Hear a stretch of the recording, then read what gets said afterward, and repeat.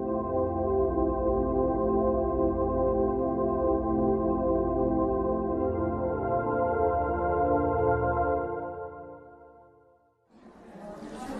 بالله من الشيطان الرجيم بسم الله الرحمن الرحيم الحمد لله رب العالمين الرحمن الرحيم مالك يوم الدين إياك نعبد وإياك نستعين اهدنا الصراط المستقيم صراط الذين أنعمت عليهم غير المغضوب عليهم ولا الضالين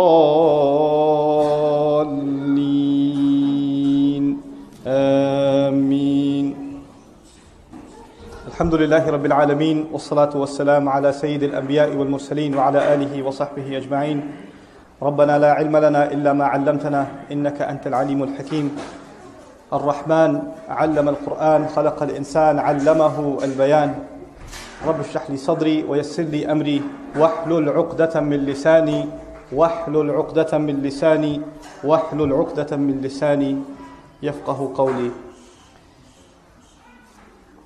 انشاءاللہ آج پہلی دفعہ میں اردو میں تقریر کرنے کی کوشش کر رہا ہوں اور اس تقریر کے شروع میں ہی میں آپ سے کچھ باتوں کا اعتراف کرنا چاہتا ہوں.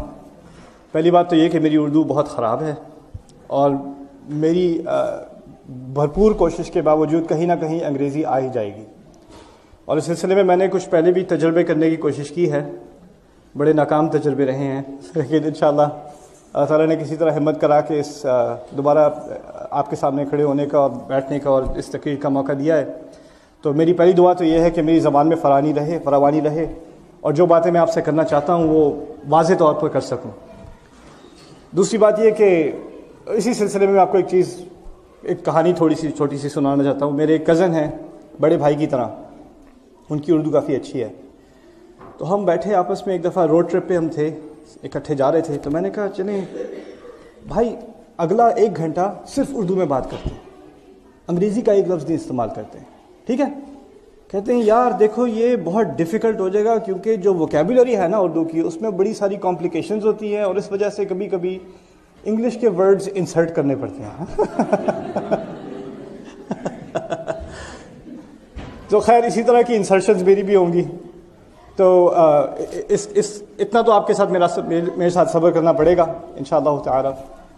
دوسری بات یہ کہ میرے نزدیک عام لوگ آپس میں جب اردو میں بات کرتے ہیں تو اس قسم کی انگریزی کا عمل دخل ہماری باتوں میں ہوتا ہے، ویسے ہی ہوتا ہے. میری تقریر ایسی تو ہوگی نہیں جیسے کہ آپ کو اگر اردو میں تقریریں سننے کی عادت ہے تو جو ہمارے بہت مبلغین ہیں، بہت اردو میں جن کی فصاحت ہے، بہت خستہ اردو ہے، صاف اردو ہے، جن کا تجربہ ہے سالوں کا اردو میں تقریر دینے کا، ویسی تو یہ تقریر ہوگی نہیں. اور جن لوگوں کو واقعی اردو کا ذوق ہے ان کے تو شاید پیٹ میں درد بھی ہو جائے آج کے بعد، ٹھیک ہے؟ لیکن ان تمام چیزوں کے باوجود میں پہلے اس سوال کا جواب دینا چاہتا ہوں کہ میں یہ تقریر کر کیوں رہا ہوں اور اس پروگرام کو میں اردو میں کرنا کیوں چاہتا تھا. پہلے تو اس بارے میں مجھے بہت دفعہ ریکویسٹ آئی، بہت دفعہ لوگوں نے درخواست کی انٹرنیٹ پہ، پاکستان سے، انڈیا سے، کہ آپ اردو میں بیان دیں، آپ کی انگریزی ہمیں سمجھ نہیں آتی، آپ بہت جلدی بولتے ہیں. اور اس بارے میں مجھے کافی دفعہ کمپلینٹ جو ہے خطبوں کے دوران بھی ہوئی، بعد میں آ کے جو ہمارے بزرگ حضرات ہیں انہوں نے کہا کہ آپ بہت تیز بولتے ہیں، میری ویسے ہی انگریزی خراب ہے اور پھر اوپر سے آپ تیز اتنا بولتے ہیں، تو آپ اردو میں دیا کریں کبھی کبھار بیان. تو میں نے سوچا کہ میرے اردو میں بیان دینے کا فائدہ کیا؟ اردو میں اتنا مواد موجود ہے، اتنے درس القرآن، اتنے درس الحدیث، درس سیرت، اس میں کوئی کمی تو ہے نہیں. لیکن ایک موضوع جو میرے نزدیک جس میں کمی ہے، جس پہ اس موضوع پہ بحث نہیں ہوئی، اور یہ صرف اردو کا مسئلہ نہیں ہے، یہ تمام غیر عربی زبانوں کا مسئلہ ہے. ایک خاص موضوع ہے جس پر صرف عربی میں آپ کو بحث ملتی ہے قرآن کے متعلق اور باقی زبانوں میں نہیں ملتی، اور وہ موضوع ہے قرآن کی خوبصورتی کا، قرآن کے جمال کا. آپ کسی بھی زبان سے متعلق ہوں، اگر آپ مسلمان ہیں تو آپ نے بچپن سے 1-2 چیزیں قرآن کے بارے میں سیکھی ہیں. ان میں سے ایک بات یہ ہے کہ قرآن اللہ تعالیٰ کا کلام ہے، اور یہ کلام اتنا کامل ہے اور اتنا، اب میں انگریزی کا لفظ استعمال کرنے والا ہوں، اتنا پرفیکٹ ہے کہ اس میں کوئی غلطی کا امکان ہی نہیں ہے، اور اس میں ایک حرف اپنی جگہ سے نہیں ہل سکتا، ایک لفظ اپنی جگہ سے نہیں موو کر سکتا. اور اس کے علاوہ یہ بھی کہ جو عربی کے شاعر تھے اس زمانے کے، وہ بہت ہی زبردست، بہت فصیح، مبلغ وہ بھی قرآن کے سامنے بالکل عاجز ہو گئے، قرآن کا جواب نہیں دے سکے۔ قرآن نے کیا کہا تھا؟ اسی طرح اگر واقعی اس میں شک ہے تو اس طرح کی کوئی صورت لے آؤ، اور قرآن کی سب سے چھوٹی صورت کون سی ہے آپ بتائیں؟ سورہ کوثر۔ کتنی آیات ہیں سورہ کوثر میں؟ 3 آیات ہیں، ایک لائن نہیں بنتی، 2 لائنیں بنتی ہیں، بس ایک صفحہ بھی نہیں بنتا۔ اب عربوں کے سامنے ایک بہت سیدھی سادی چوائس ہے، یا تو آپ 3 لائنیں بنا دیں، یا آپ تلوار اٹھا لیں، یا آپ اپنے لوگوں کو قتل کرنا شروع کر دیں، اپنے اندرونے میں اندرونی جنگ ہو جائے ان کے درمیان۔ اور ان کے لیے جنگ کرنا آسان تھا، ایک صورت بنانا مشکل تھا۔ یہی بات ہوئی نا، ایک صورت کا بنانا، کچھ 10 صورتیں، پھر اس کے بعد ایک صورت، 10 آیتیں، کچھ بنانا ان کے لیے مشکل تھا، ان میں سے کوئی چیز نہیں کر سکے وہ۔ اور یہ بات ہم شروع سے سنتے آئے کہ قرآن بہت زبردست ہے، اس میں تو کوئی خلل ہے ہی نہیں، اور اس کی خوبصورتی اور اس کی طاقت اور اس کا اثر لوگ سنتے تھے، اور ان کی زندگی ایک دفعہ سننے کے بعد بالکل بدل جاتی تھی۔ یہ باتیں میں نے بھی سنی ہیں اور آپ نے بھی سنی ہیں، لیکن اس میں ایک مسئلہ ہے، خاص کر غیر عرب کے لیے، اور آج کل تو میں کہتا ہوں عربوں کے لیے بھی یہی مسئلہ ہے۔ وہ یہ ہے کہ میں آپ کو مثال دیتا ہوں، کوئی آپ سے کہ یار میں نے ایک یہ فلم دیکھی تھی بڑی زبردست، اوئے ہوئے اس سے اچھی تو فلم ہے ہی نہیں کوئی کہے آپ سے، پھر ایک اور آپ سے وہی کہے بڑی زبردست فلم تھی، اوہ مزہ آ گیا، پھر ایک اور کہے۔ آپ نے نہیں دیکھی فلم، آپ نے فلم کے بارے میں کچھ پڑھا ہے، آپ نے کچھ سنا ہے، اور آپ جا کے دوسرے سے کہہ دیں یار وہ فلم جو ہے نا بڑی زبردست ہے، اوہ بہت ہی زبردست، اس سے اچھی تو کوئی فلم ہے ہی نہیں۔ آپ نے دیکھی ہے نہیں دیکھی؟ نہیں، آپ کو اس فلم کا کوئی تجربہ نہیں ہے۔ میں یہ نہیں کہہ رہا جا کے فلمیں دیکھیں آپ، میں صرف مثال دے رہا ہوں، اوکے؟ لیکن آپ کو اس بارے میں کوئی اپنا خود ڈائریکٹ ترجمہ، کوئی ڈائریکٹ ایکسپیرینس نہیں ہے، آپ کا کوئی تجربہ نہیں ہے۔ ہمارا تجربہ جو قرآن کے ساتھ ہے، ہمارا جو تعلق زیادہ اکثریت کا ہماری قرآن کے ساتھ ہے، وہ کس طرح سے ہے؟ یا تو درس ہے، کوئی قرآن کو سمجھا رہا ہے، یا ترجمہ پڑھ رہے ہیں، ٹھیک ہے نا، یا ترجمہ پڑھ رہے ہیں۔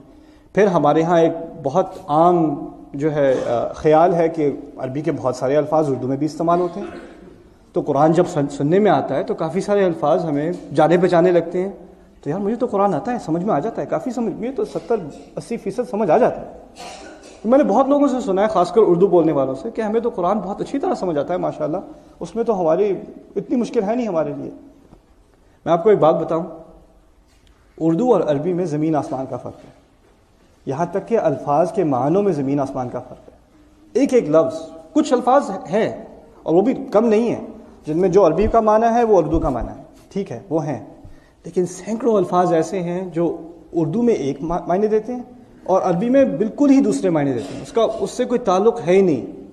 تو آپ قرآن سمجھ رہے ہیں، قرآن پڑھ رہے ہیں، سن رہے ہیں، اور اس میں آپ نے وہ لفظ سنا جو آپ نے کبھی اردو میں بھی سنا ہوا ہے، اور آپ سمجھے کہ یہ تو مجھے سمجھ آ گیا، سمجھ نہیں آیا۔ جیسے میں آپ کو مثال دیتا ہوں، هل جزاء الاحسان الا الاحسان فبأي آلاء ربكما تكذبان۔ ان آیات کا خراب ترجمہ یہ ہوگا احسان کا بدلہ تو احسان ہی ہوگا، هل جزاء الاحسان الا الاحسان، خراب ترجمہ ہے، غلط ترجمہ ہے، سرے سے غلط ہے، کیونکہ اردو کا لفظ احسان اور عربی کا لفظ احسان زمین آسمان کا فرق ہے۔ اگر میں نے آپ پر احسان کیا، اور انگلش میں سے کیا کہتے ہیں، میں نے آپ پہ کوئی احسان کیا، I did you what? I did you a favor۔ احسان کا مطلب کسی نے کسی کے لیے بھلائی کی، کسی نے کسی کے لیے کوئی ایسی چیز کی جو اس کو کرنی نہیں چاہیے تھی، لیکن اس نے اپنے طور سے ایکسٹرا کوئی چیز کر دی، کسی پر کوئی انعام کر دیا، کسی کو تحفہ دے دیا، کسی کو معاف کر دیا، ایسی چیز نہیں جو آپ کو کرنی چاہیے تھی۔ مثلا آپ صبح جاب پہ جاتے ہیں تو آپ اپنی کمپنی پر احسان نہیں کر رہے، ٹھیک ہے نا، لیکن اگر آپ کو دوست کوئی کال کرتا ہے، کہتا ہے یار میں ایئرپورٹ پہ ہوں، میں پھنس گیا ہوں، گاڑی خراب ہے، آ جاؤ، تو آپ اب اس پر احسان کر رہے ہیں۔ عربی کا لفظ احسان اس وقت استعمال ہوتا ہے جب انسان اپنی بہترین کوشش کسی کام میں لگا دے، یعنی میں نے جو کر سکتا تھا میں نے کیا، اس سے زیادہ مجھ میں محنت کی صلاحیت تھی ہی نہیں، تب کہتے ہیں کہ میں نے احسان کیا ہے۔ اللہ تعالیٰ فرماتے ہیں هل جزاء الاحسان الا الاحسان، بہترین عمل، بہترین کوشش، بہترین عمل اور بہترین کوشش کی کیا جزا ہونی چاہیے؟ تمہیں تو بہترین ہی ملے گا۔ تو وہاں معاملہ بہترین کا ہے، ہمارے ہاں معاملہ کسی پر احسان کرنے کا ہے، فرق ہو جاتا ہے عربی میں اور اردو میں۔ اور یہ صرف ایک چھوٹی مثال ہے، اس کی سینکڑوں مثالیں قرآن میں بھی ہیں اور عربی زبان میں بھی ہیں۔ یہ ایکچولی کیونکہ میں عربی زبان کا بھی طالب علم ہوں، عربی سیکھنے میں کیونکہ میری پہلی زبان دوسری زبان اردو ہے، تو اردو میں جو الفاظ جو ہم سنتے آتے ہیں اور ہمیں ان کی عادت پڑ جاتی ہے نا، تو ان الفاظ کو ہم کبھی کبھی عربی میں استعمال کرنا شروع کر دیتے ہیں جب عربی سیکھتے ہیں تو، اور وہ عربوں کو سمجھ نہیں آتی سرے سے. جیسے میں ابھی پچھلے کچھ سالوں میں جو مصر میں انقلاب آیا ہے، انقلاب کو انگریزی میں کیا کہتے ہیں؟ ریولوشن کہتے ہیں. انقلاب کو عربی میں ثورہ کہتے ہیں، ثورہ. اب ان کے ہاں لفظ انقلاب ہے، لیکن ان کے ہاں انقلاب کا لفظ استعمال ہوتا ہے جب آپ کہیں جا رہے ہوں اور مڑ کے آپ واپس آ جائیں. مڑ کے واپس آنے کو انقلاب کہتے ہیں. ان کے ہاں انقلاب کو انقلاب نہیں کہتے، ان کے ہاں انقلاب کو ثورہ کہتے ہیں، ثورہ. اوکے. اب میں اپنے استاد سے بات کر رہا ہوں، ھذا الانقلاب عظیم جدا. وہ ہنس ہنس کے ان کے پیٹ میں درد ہو گیا. لم ينقلبوا، وہ کہتے ہیں وہ واپس مڑ کے نہیں بھاگے یار، انہوں نے لڑائی کی آگے جا کے. ہم وہ لفظ استعمال کریں تو اس کے معنی بالکل الٹے نکل آتے ہیں. تو یہ پرانا مسئلہ بھی ہے اور آج کل کا جدید مسئلہ بھی ہے کہ ان الفاظ سے ہمیں یہ غیر صحیح اعتماد نہیں ہونا چاہیے کہ ہمیں عربی سمجھ آ گئی اور قرآن سمجھ میں آنے لگا ہے. لیکن اس کے باوجود ایک درجہ اور بھی ہے. آپ میں سے کچھ حضرات ایسے ہیں، کچھ بہنیں ایسی ہیں، کچھ بھائی ایسے ہیں جنہوں نے کچھ نہ کچھ عربی پڑھی ہے، کچھ نہ کچھ سیکھی ہے، اور کچھ نہ کچھ سیکھنے کے بعد بھی انسان میں ایک کانفیڈنس آ جاتا ہے، ایک اچھی احساس ہوتا ہے کہ چلو کچھ نہ کچھ سمجھ میں آ رہا ہے. اور وہ کچھ نہ کچھ سمجھ میں آنا وہ ایک سطحی چیز ہے. جیسے سمندر کی سطح ہوتی ہے نا، آپ کہیں کہ میں نے سمندر جو ہے I have experience the ocean, میں نے جا کے سمندر دیکھا ہے، میں نے دیکھا ہے. آپ نے دیکھا نہیں، آپ نے صرف سطح دیکھی ہے. کسی نے اندر غوطہ لگایا ہو، کسی نے سب مرین سے جا کے 2-3 میل اندر گہرائی دیکھی ہو، اس نے سمندر دیکھا ہے. آپ نے بھی دیکھا ہے، لیکن کہاں تک دیکھا ہے؟ سطح تک دیکھا ہے. یہی معاملہ قرآن کا ہے.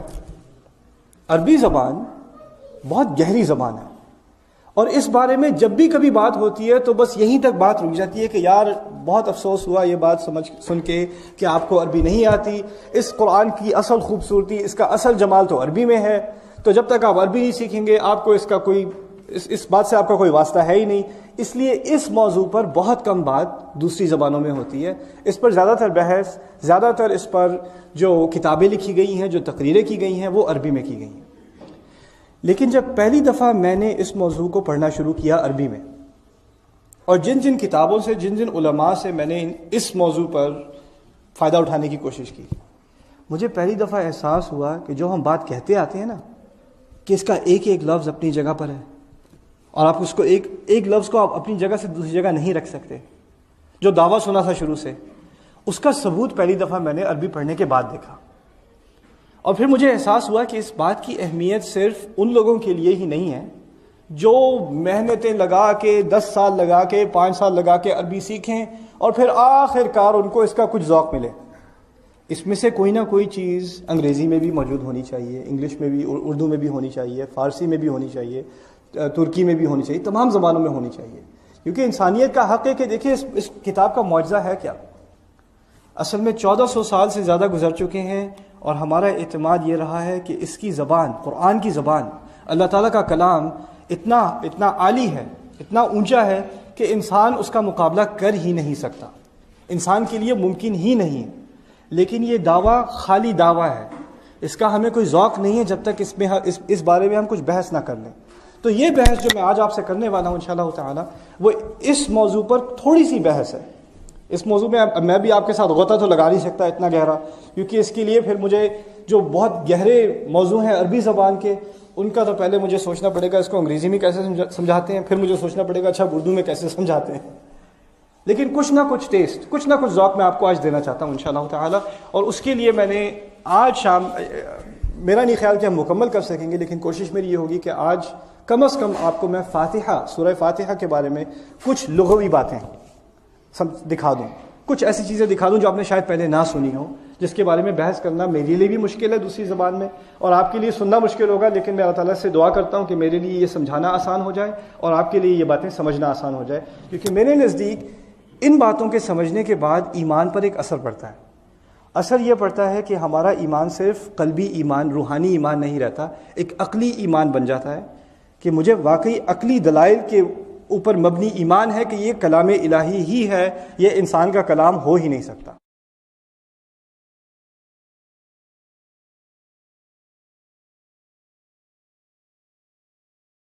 يا أيها الأحباب من خير نساء الجنة وهي